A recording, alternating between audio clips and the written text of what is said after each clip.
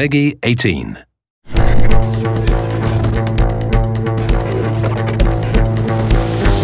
Frostbite's been in development since 2006, and there's always been a roadmap and a plan for Gen 4 and beyond. So I like to think of Frostbite as an evolutionary process, and Frostbite 3 is the next step in that evolution. Frostbite 3 is a really powerful tool set. A gamer is going to experience a much more authentic, believable, and realistic-looking game. We have one unified program where you can create content that will run on everything from an iPhone to a next-gen console. And now it's really coming online and enabling the game designers to do way more than they've ever been able to do before. We spend significant effort on creating more dynamic and living environments. Before, they would have to go to a lot of work to make a tree feel like it swayed in the wind. Now we give them the tools to create the tree, and we let the game engine control how the wind affects that tree. Frostbite allows everything to work together. The waves on the beach, the wind blowing the whitecaps, even the clouds overhead all move consistently with the forces of nature.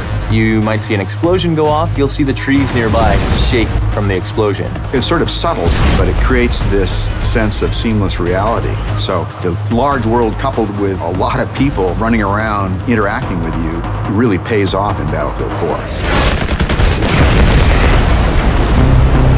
Destruction has always been a core feature of the Frostbite engine. It's the evolution of the way the environment is impacted by gameplay. Everything from the smallest spark colliding, but also gigantic chunks of debris that crumble when they impact the ground.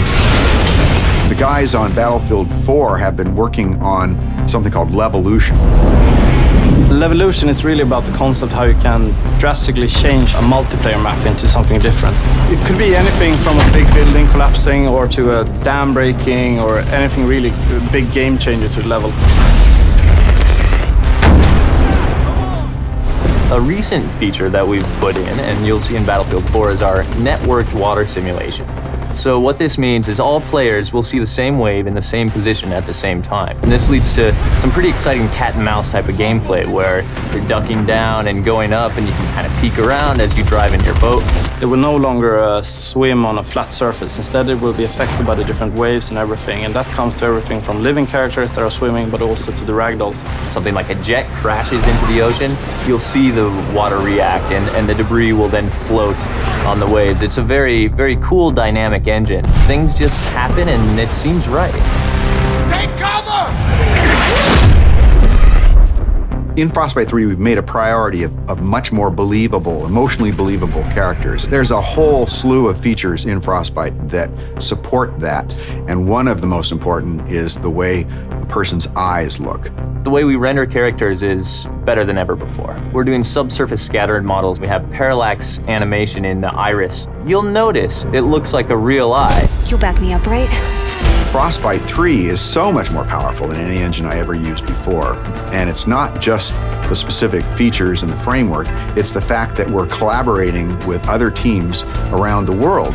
In the past, before we had the Frostbite team, we were building a new engine every time and we were kind of stumbling constantly. Now, to have the team here to focus on new releases with new goodies means that we as a team can focus on the creative side to deliver better games, better experiences. Today it's used by a lot of different genres, so everything from racing games to real-time strategy games and RPGs.